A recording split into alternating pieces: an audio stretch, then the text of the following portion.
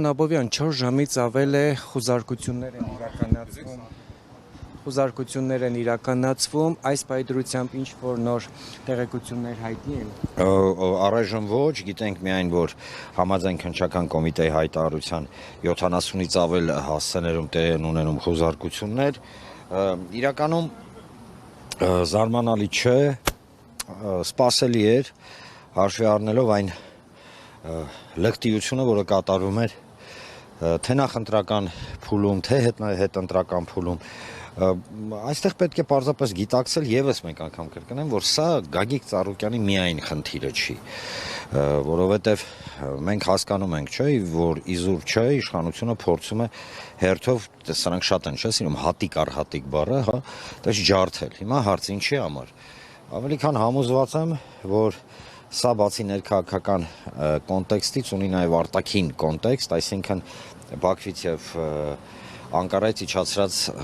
հանձնարարականների կատարումը, որ այս պահին կարծես թե հնարավոր չէ, դե շատ դժվար է իշխանությանը համոզել հայերին, որ պետք է դադարել լինել հայ եւ երկրորդ փուլով կորցնել երկիր եւ ոչնչանալ։ Գիտեք, սարսափային է, որ մենք այս թեմաների շուրջ արդեն խոսում ենք բավականին հանգիստ տոնով, բայց այն հեռանկարները, որոնք կան, իրենք ավելի քան բացահայտ են։ Իսկ ինչ պետք է անել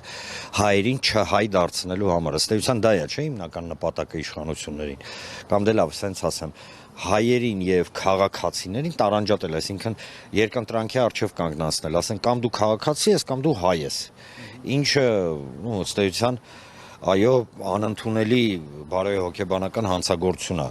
Իրավական էսպես պրիդելի, հա, եթե այսպես է ձևակերպում տեղի ունեցող գործողությունները, Բարգավաճ Հայաստանը մնացել է միայնակ, հաշվի առնելով այն հանգամանքը, որ տեսնում էինք ընդդիմադիր ուժերը մինչ սահմանադրական դատարան դիմելը, սահմանադրական դատարան դիմելու ընթացքում ասում էին միասնական ենք, նաև համատեղ հայտարարություններով էին հանդես գալիս, բայց այսօր երբ որ իրավապահները գործողություններ են իրականացնում Գագիկ Ծառուկյանի տանը եւ 70-ից ավելի հասցեներում, ընդդիմադիր որևիցե ուժի ներկայացուցիչ չկա այստեղ, չենք տեսնում հայտարարություններ, ոչ համատեղ, ոչ առանձին։ Ես համաձայն չեմ, որ Բարգավաճ Հայաստանը միայնակ է, որովհետև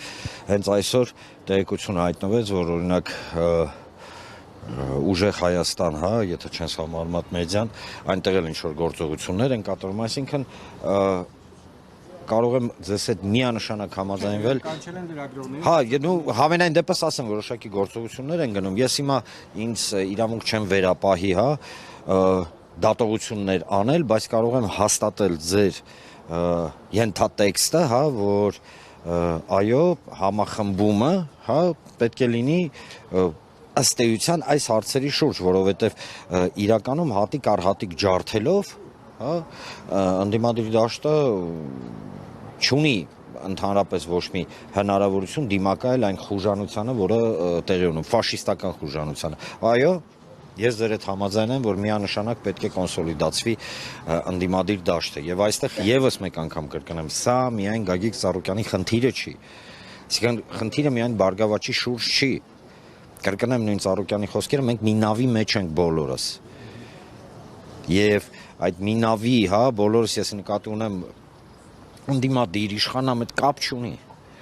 Եվ երբ որ դու ակնհայտ բան ես հնչեցնում ու այս իրավիճակն է անգնում, հա, որ ուղղակի զավեշտել չի, չգիտեմ ինչա։ Պարոն Աբովյան, օրինակ ճիշտ եք համարում, որ հայտարարվի, որ ընտրությունները ոչ լեգիտիմ են, կեղծված են, դիմել սահմանադրական դատարան, դրանից հետո վերցնել մանդատները։ Այսինքն, եթե դու համարում ես բան կեղծված, եթե պետք է վերցնել մանդատները կեղծված ընտրությունների արդյունքներով, ինչպես հայտարարվում է, հետեւաբար իմաստը սահմանադրական դատարան դիմելու։ Բարգավաճ Հայաստան կուսակցությունը դիմել է սահմանադրական դատարան եւ կապ չունի։ Չէ, ես մեր պոզիցիան մի անգամ էլ ընդգծեմ, այո, չունենք, բայց դրա հետ մեկտեղ մենք այն գլխից էլ ասել ենք, մեր մանդատը կռիվ չի։ Այ Ժորժ ջան, մեզ մարդիկ հիմա 60,000 մարդ հավատացել է մեզ,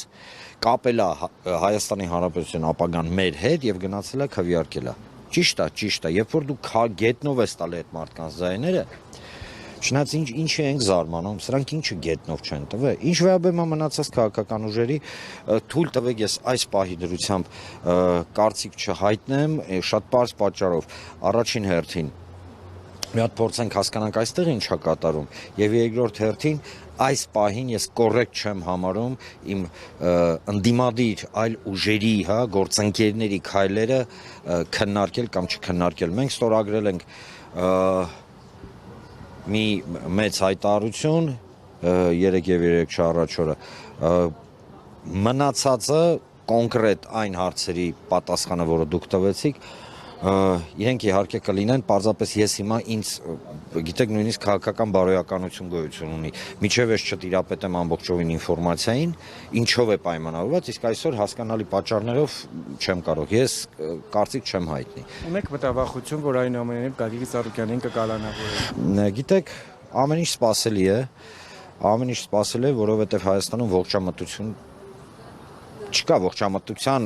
օրինակ, հա, կանխավարկածով չպետք է, բայց քանզի Հայաստանում 18 թվականից ի վեր ողջամտությունը փոխարինել է ամեն ինչ, հա, ամեն ինչը փոխարինել է տրամաբանությունը, ողջամտությունը, ես ոչ մի բան չեմ բացառում։